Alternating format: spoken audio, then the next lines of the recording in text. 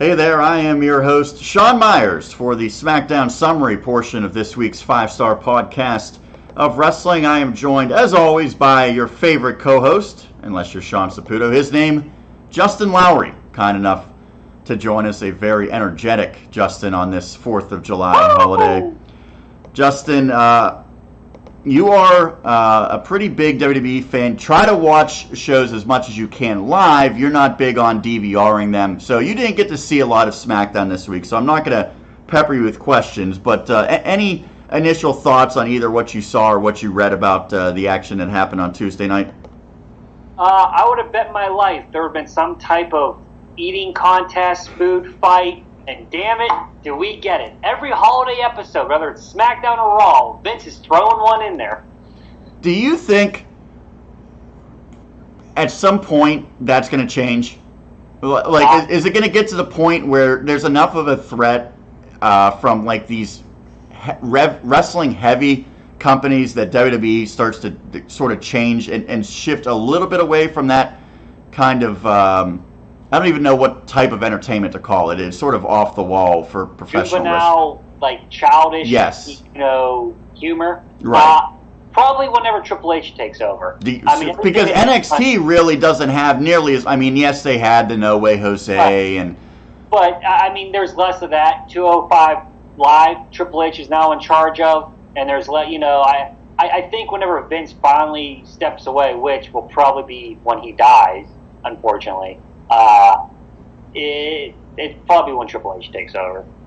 Well, we will get into the pancake eating contest a little bit later, but the talk from a week ago was the return of Kane and his reunion with Daniel Bryan, and that was the focal point again this past Tuesday on SmackDown, as those two, sort of a kind of a flaw of logic here, immediately earned a main event shot, or excuse me, a title shot against the Bludgeon Brothers for the SmackDown Tag Team titles at Extreme Rules coming up in a couple of weeks. That was made right off the bat. As soon as they got back together and hugged, Paige said, yeah, you have this title match. I was glad that they wrote in to the scripts, if you will, that the Usos were going to come out and say, that's bogus. Basically, you guys just hugged, you get a title match, we're going to hug 3 or 4 times, we deserve a title match now. So they decided, Paige comes out as the GM and says, you know what, we will have a match between Daniel Bryan and Kane against the Usos.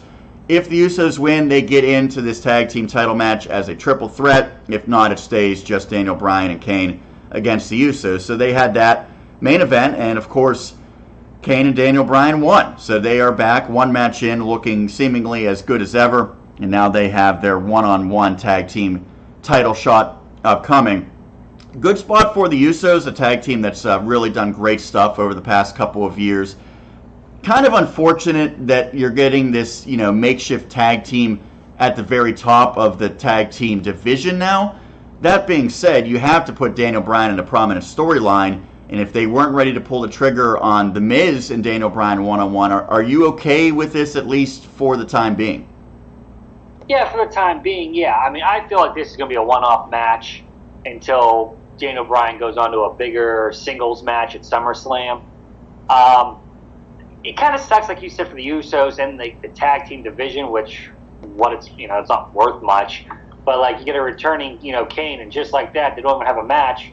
Oh yeah, they get a title match. It doesn't really make sense, wrestling wise. The fans probably don't care. They're just excited to see, Team Hell No back at it again. I hope they don't make the mistake though of having Kane and Daniel go over. I think that will do nothing for the tag division, even if they lose the belts back the following night on SmackDown. I don't want to see that at all. There was a report that came out, and again, everything that you read online really is a grain of salt type of deal.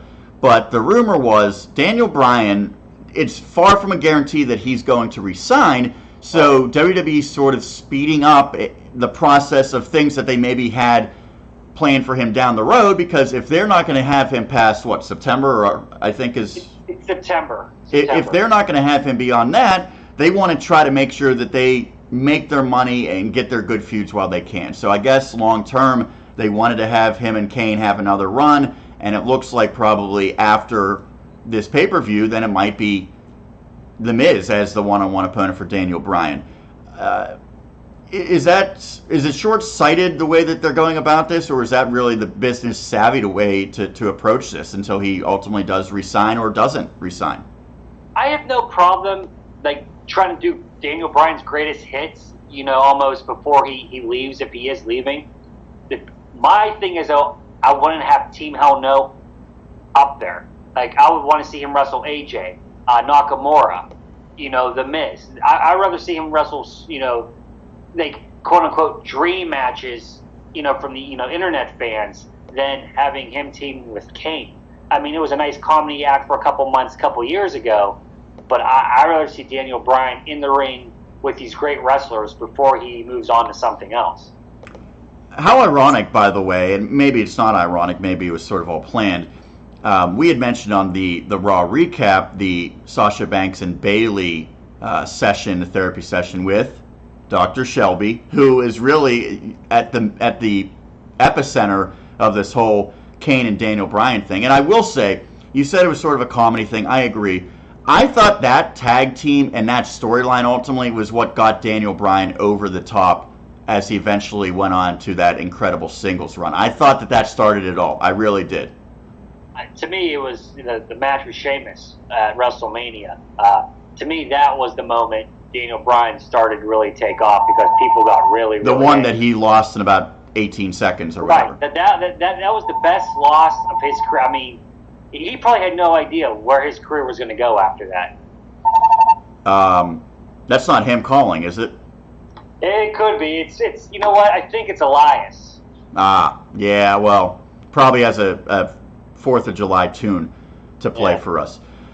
We had mentioned at the onset, with 4th of July looming, of course Smackdown took place on the 3rd, they had to do some sort of patriotic segment. Wasn't a hot dog eating contest. Of course, with the New Day, you have the pancakes. So they set up a pancake eating contest, and as you see the picture here, Byron Saxton looking completely ridiculous. And then they had actually dyed pancakes, red, white, and blue, or blue, white, and red, as they were set up, with Kofi, Xavier Woods, and Big E supposedly set to square off in this eating competition that the second they put 5 minutes up, I knew this was not going to last 5 minutes. There was going to be something to it. You weren't going to have literally 5 straight minutes of television of them just eating. They've done some absurd stuff, but that would be a little bit much. So what ends up happening, of course, is something that I alluded to last week. It was interrupted by another trio in the form of Sanity, who came out, wreaked havoc, took out the New Day from behind. Ultimately, Eric Young delivers a top rope elbow through the table to Xavier Woods. Looked like a pretty impressive beatdown, pretty believable in my estimation.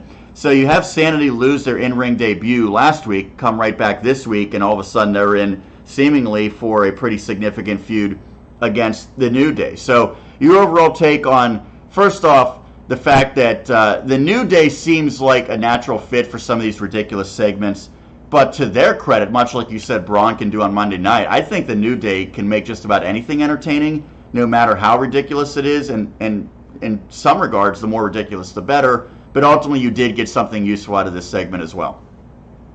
Right, we did. I mean, I'm very excited to see the feud. It just makes me question even more why Sanity lost their first match. And then the next, once again, WWE booking. But no, I'm looking forward to it. I know I'm higher on Sanity than you are. Not that I think they're the greatest, but I think they're entertaining enough. And this feud with the New Day, I think it's make or break. I mean, if it falls flat, I think they'll be considered a joke of a team, and they'll be in the lower mid-card type thing. But if they go out there and have great matches, I could see them, like I said last week, getting a tag team title run. Well, let's be honest, Justin. When was the last time that one of the New Day members or them collectively has had a bad match? I mean, they pretty much hit it out of the park every single time. And I know after they had their long streak ended on Raw, they sort of hit that plateau. I think since they came to SmackDown, they've been rejuvenated, and they've been both entertaining and absolutely have delivered in the ring. So I give full credit to the New Day. The only question I have about this is, there was a lot of reports and plenty of signs on the programming that maybe the New Day would have some singles opportunities, with Kofi being in the Money in the Bank and then Big E being in the Gauntlet the next week. Now it seems like they're right back to a 3-man unit. So is this sort of a step back for the New Day, even if it is ultimately a pretty lengthy feud with another trio that could be up and coming? Maybe it's a step back in the short term. Maybe they realize, hey, we have Sanity. Let's do this feud now. Right. I mean, they didn't even give Sanity time to build up. They didn't waste any time jumping into this. Let's just do it now for the next month or two, and then we'll go back to doing what we originally wanted to do, is start, giving these guys single pushes. Which, if that's the case, I'm totally fine with that. I think it's actually amazing after all these years, New Day is still a group, and people really, for the most part, aren't tired of them. You don't hear the internet crowd complaining about the New Day. I mean, that's very rare, that they've ran with the same gimmick now for how many years, and no one's complained about it. Well, that's a credit to them, always being entertaining. And I think the internet fans, if you're pretty good in the ring, they'll usually give you a free pass. I mean, that's really the biggest gripe, is when they have people that aren't great workers that are in prominent spots, but the New Day certainly have been tremendous. Final question on this segment, Justin. If it was a legitimate pancake eating contest, there's no way Big E would have lost that one, right? Absolutely not. I mean, you got to go Big E all the way. Big E all the way. One final thing I want to touch on with SmackDown. This is a really, I think, bordering on just a disaster, is what Asuka's been doing over the past couple of months. She loses to Carmella, and I had said, both talking to you and to Sean Saputo, that really I thought Asuka losing by pinfall or submission to Carmella was almost I don't want to say career-ending, but it's a failure that she ultimately would not be able to overcome. It would set her back so significantly that she would never be the same. We'll have to wait and see months and years into the future if that proves to be the case. But they're setting up for another match between Carmella and Asuka at Extreme Rules in Pittsburgh. But now a focal point of the storyline has been James Ellsworth, who came back, cost Asuka the first time around. So in leading up to this match, the rematch for the SmackDown Women's title, they get Ellsworth in a one-on-one match against Asuka. Ellsworth, probably the least legitimate competitor on SmackDown. And you put him in there with Asuka. Yeah, there was a couple spots that the fans really appreciated. I think the one was Asuka slapping Ellsworth, and it just echoed throughout the arena. But one, it comes across as very awkward, I think. And two, it's basically making at this point Asuka into sort of a joke. I mean, she should be legitimately a dominant women's competitor going against the likes of a Charlotte, a Sasha Banks, or if you want to just focus on the SmackDown roster, even a Naomi or a Becky Lynch. But yet you have her in this feud with Carmella, and now you mix in Ellsworth, and they have a match. There's nothing that could have happened in that match that would have made me think this is good for Asuka's career. Well, I think we discussed this at a WrestleMania recap. As soon as she lost to Charlotte, I went, uh-oh, she's in trouble. And it went down exactly how I feared it would go down for her. I mean, they built her up for a whole year down in NXT. She comes up to the main roster, and for whatever reason, I mean, when it comes to Japanese stars, they never get a really, really good push. And she's almost like a joke now. She was built up as an incredible badass, almost like the Brock Lesnar of the women's division. And it's almost like as soon as they got Ronda Rousey, that spot's now going to go to her. And they're like, well, we don't need Asuka to fill that role anymore, so we're just going to kind of throw her aside. I mean, but the fact that she's on a different show, I think you could do both. I understand if they're both on the same show. Right.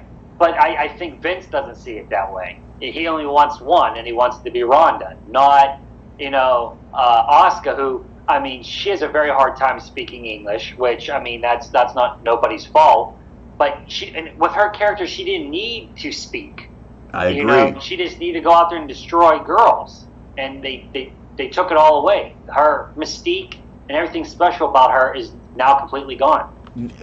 I was thinking the only thing that could salvage her career going forward is a heel turn where she just completely goes nuts and just starts hurting people. But you're always going to think back, maybe not the loss to Charlotte, because that's an understandable loss. You're going to think back to her losing to Carmella, her having a match with James Ellsworth, as things like, well, how can I ever take her seriously? Because she's now lost not to Charlotte, but to Carmella, and had this match with Ellsworth. This is well below losing a title match at WrestleMania against maybe the best female competitor in the company. This is rock bottom, I think. Hopefully it's rock bottom, at least, for Asuka. I mean, it is bad, but when I said that, it was just the start. I mean, they built the storyline-wise, it should have ended with her finally becoming champion. That's just what made sense. And there's no shame to losing to Charlotte, but it began her downward spiral to what she's at now. I mean, it was the start of what they viewed her as. And if she loses to Carmella again, I mean, oh my God. Even if she wins at Extreme Rules, I mean, how are you going to, view that title win? It's going to be hokey. And I bet you she loses. Somehow James Ellsworth is going to cost her the match, and Carmella's still going to be that, just heel that, wins because she cheats, not because she's any good. And closing thoughts we'll get to in a moment, but I know you're a Becky Lynch fan. She continues to pick up W's. So it seems like they're leading almost to a Becky Lynch challenging Carmella, maybe for SummerSlam for the title. Which, I mean, I would love that. I mean, I think she's been underutilized basically from the start. I mean, she was the first SmackDown Women's Champion, and then since then, I mean, she really hasn't got a sniff, at the title. And she's over with the crowd. She's talented in the ring. I don't understand, especially right now with Charlotte, not being around, why she's not, featured more. Speaking of not featured more, the one takeaway that I had that's I don't want to say it was bugging me during SmackDown, but when the show's over and you think back at what everyone did, Samoa Joe not on the show, and Andrade Cien Almas, who desperately needs to be in matches right now because the fans that don't watch NXT, they don't know him. Now they see him for a couple weeks, never really saw him wrestle a competitive match, and now he's off TV for the past month. They did it with the Authors of Pain. Maybe those guys will be okay in the long run because now they are getting some matches back on Raw. But when you have a guy come up, you can't afford to just take him off of TV for no apparent reason for a month or so straight, which is exactly what happened to Andrade Cien Almas. And by the way, we need to have Zelina Vega on pretty much every week just for our own sake, right? Well, I 100% agree. I think our viewership will go up greatly. It shows they call people up, but they have no plan for when these people get called up. It's like, oh, let's call this person up. Okay, what are we going to do? Well, I don't know. We don't have anything for him. Oh, well, let's throw him out there for a week or two, squash matches, and then we'll figure it out later. How a major company like this cannot have a plan in place? How many writers do they have? I mean, they can't come up with ideas. It's atrocious. Even if they don't have a plan in place, Jeff Hardy does a U.S. Championship Open Challenge. Have Andrade come out, give them 20 minutes, and maybe do a bogus ending where Andrade Cien Almas doesn't lose cleanly, but obviously he doesn't win the title. That's getting him in front of the majority of the audience in a prominent light, putting him in a match like that where you see how great he is. And you don't need anything long-term to build to that. Why not do something like that? It's that easy. But it just seems like they make up their mind, well, we're just not going to use this guy for the next month or so until we have a long-term storyline in place. When, for someone like him, put him out there any week against someone that can work and they'll have a great match. Yeah, no, I agree. I don't get it, but they don't care. I mean, that's why they have a hard time building up new stars, and they have to rely on the same people over and over again. Because when they debut, this is the treatment they usually get. Well, that's certainly my negative takeaway from SmackDown, but overall there was some positive on the show building towards Extreme Rules. That's going to do it for the SmackDown summary, but don't go anywhere. Of course, we mentioned it before. On Trending Topics, Justin and I will give our first half award winners for men's and women's and tag teams Superstars of the Year as well as the Match of the Year. That's coming up next right here on the 5 Star Podcast of Wrestling.